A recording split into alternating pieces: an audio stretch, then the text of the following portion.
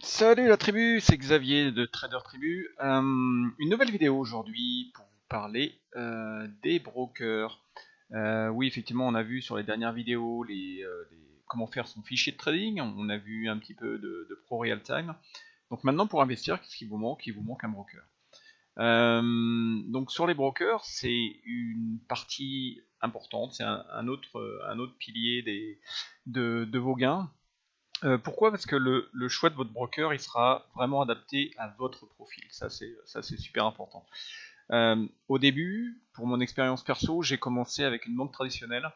J'ai pris quelques positions, j'avais dû prendre une vingtaine de positions sur une année. Non, mais j'avais dû même en prendre plus sur les années suivantes, et je suis resté quelques années avec une banque traditionnelle. Et je me suis aperçu sur une année que j'avais fait un peu de plus-value, j'avais fait 200, 300 euros de plus-value, quelque chose comme ça, ce qui n'était pas énorme. Je me suis rendu compte que si j'avais pris un broker en ligne, j'aurais gagné 1500 euros. Vous voyez que votre plus-value, vous pouvez la multiplier par 2, 3, voire 4, juste à cause d'un broker. Pourquoi? Parce qu'une banque traditionnelle, ça avait des coûts exorbitants. Au début, je connaissais pas trop, donc j'en avais pas conscience. Mais finalement, vous avez des coûts qui sont vraiment différents et qui vont du simple au double au triple. On va le voir tout de suite. Euh, alors pour travailler là-dessus, ce qu'il faut que vous fassiez absolument, c'est un comparatif. Donc là, vous avez un comparatif, par exemple, à l'écran, euh, où on a pris un échantillonnage des brokers qu'il y avait sur le marché.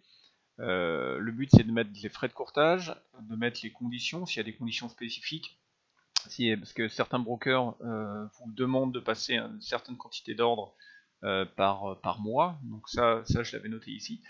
Et ensuite, faire les frais prévisionnels pour un ordre de 500 euros, pour un ordre de 1000 euros, un ordre de 3000, un ordre de 5000 et un ordre de 10 000 euros. Donc ça, bien évidemment, c'est adapté à chacun.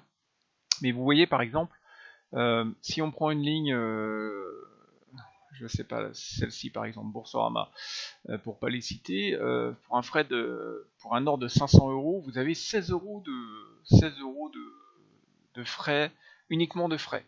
Donc 16 euros sur 500, ça nous fait quand même 3,2%. Ça veut dire que une fois que l'action augmente de 3,2%, vous êtes à zéro. Et vous commencez à gagner de l'argent après, donc ça c'est uniquement pour l'achat, mais il y a aussi la vente. Donc au final, ça fait 6%. Ça veut dire que vous commencez à avoir des plus-values si vous faites plus de 6%, ce qui commence à être vraiment beaucoup. C'est pour ça qu'il faut vraiment choisir votre broker. Donc là, je l'ai fait sur l'Euronext, je l'ai fait aussi sur la partie US, puisque moi personnellement, je travaillais beaucoup sur l'US à 90%. Et puis les frais de garde, s'il y a des frais de garde, bon, maintenant la plupart n'ont pas de frais de garde.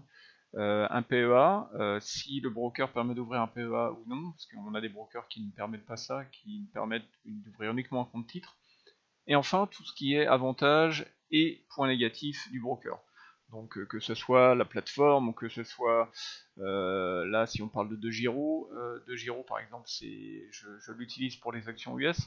Alors effectivement, il est pas cher du tout, c'est du low cost. Donc là c'est super intéressant, super compétitif en termes de prix. Par contre, effectivement, il y a quelques points négatifs, c'est-à-dire que il n'y a pas de temps réel pour les US, donc faut rajouter un petit peu par mois, c'est 5 euros par mois. Apparemment, l'IFU est un peu fastidieux, j'ai pas eu encore l'expérience, mais on va voir ça l'année prochaine. Et puis, le gros point négatif, c'est qu'on n'a pas de visualisation des PRU, donc des coûts des prix de revient. Donc là, c'est vraiment super gênant. On est obligé de le gérer à côté sur un autre logiciel. Et puis j'avais mis une petite offre de parrainage s'il y avait des promos du moment. Euh, alors tout ça pour dire que il faut que vous fassiez cette analyse pour vous. Tout dépend de votre profil. Si vous voulez aller plus sur l'Euronext, plus sur les actions US, parce que le courtier peut être différent. Moi, pour ma part, j'utilise deux courtiers, j'utilise DeGiro et Bourse Direct. Bourse Direct, j'ai commencé avec eux parce que je tradais uniquement l'Euronext et j'avais un PEA. Et puis je suis passé chez DeGiro parce que Bourse Direct est pas compétitif sur les actions américaines. Là, vous pouvez le voir par exemple ici sur un frais de 10 000 euros, c'est 8,50 € chez Bourse Direct et 3,83 € chez DeGiro. Et le gros point négatif, c'est que chez Bourse Direct, on peut pas passer des ordres de stop loss sur les actions US, ce qui est extrêmement gênant. C'est-à-dire que ça revient à acheter de l'action US et à pas mettre de stop.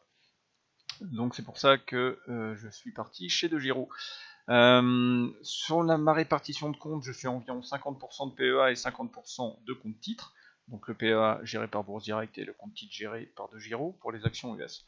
Au niveau fiscalité, je ne sais pas si vous connaissez toute la fiscalité, mais le PEA est super intéressant, ce qui permet de le garder après 8 ans de détention du PEA. Vous êtes exonéré sur votre plus-value. Et vous payez uniquement les prélèvements donc CSG-RDS, qui correspond à environ 17%, ce qui est déjà énorme. Par contre, si vous retirez de l'argent avant les 8 ans, donc ça clôture votre PEA, et votre plus-value est taxée à 19%, plus CSG-RDS est plus 17%. Donc la chose la mieux à faire pour vous, c'est de prendre date, on appelle ça prendre date, c'est-à-dire ouvrir un PEA, même si vous mettez 10 € dessus, vous ouvrez un PEA, maintenant, vous mettez 10 € dessus, et vous mettrez de l'argent qu'à partir de dans 5, 6 ans ou 7 ans, ce qui permet d'avoir l'avantage de la fiscalité dans 6, 7, 8 ans. C'est ce que j'avais fait, moi j'avais ouvert un PEA il y a 6 ans environ, et j'ai commencé à mettre mon capital dessus il y a environ un an, ce qui me permet maintenant je vais être à 8 ans l'année prochaine je crois. Et donc je serai exonéré sur toutes les plus-values. Le compte titre pour lui, pour sa part, il est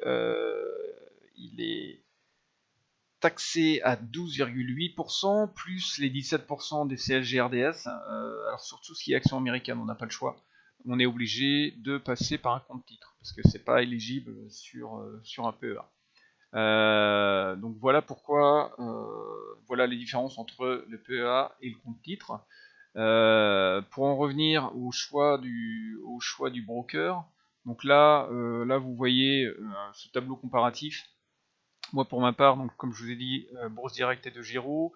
DeGiro, je suis en train de réfléchir puisque vous voyez, c'est vraiment lié au profil. Moi pour ma part, j'utilise ProRealTime comme je vous disais, et j'ai un abonnement ProRealTime sur le Nasdaq. Interactive Broker, c'est un des plus intéressants aussi sur le marché, mais c'est tout en anglais. Et sur Interactive Broker, ils travaillent aussi avec ProRealTime, c'est-à-dire qu'ils ont une offre spécifique qui permet si vous tradez souvent, d'avoir des abonnements ProRealTime gratuits. Donc ça c'est quelque chose moi pour ma part qui m'intéresse. Je pense que à terme, pas tout de suite, mais j'irai vers cette option-là. Pourquoi? Parce que je trade les US et parce que j'ai un abonnement chez ProRealTime, ce qui permet de gagner un petit peu chaque mois en frais fixes.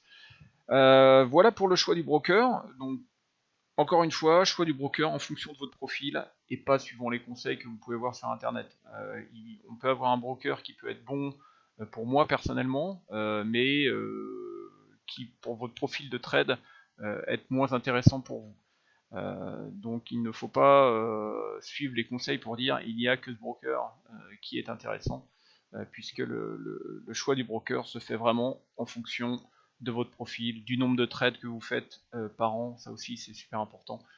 Quelqu'un qui va faire de l'intraday et qui va faire 10 trades par jour, et bien évidemment il ne prendra pas le même broker que celui qui fait 2 trades par an, où là effectivement c'est pas celui qui fait 2 trades par an, lui il va privilégier un broker, pas forcément pour le prix, parce que ça sera pas vraiment très important uniquement pour 2 trades.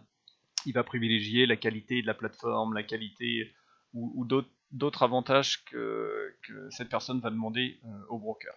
Voilà pourquoi c'est différent en fonction de votre profil. Voilà, n'hésitez pas à me laisser des commentaires si des choses ne sont pas claires ou si vous avez besoin d'explications spécifiques sur un point spécifique. Je me ferai un plaisir de faire une autre vidéo là-dessus. Voilà la tribu, merci à vous, à bientôt, ciao ciao.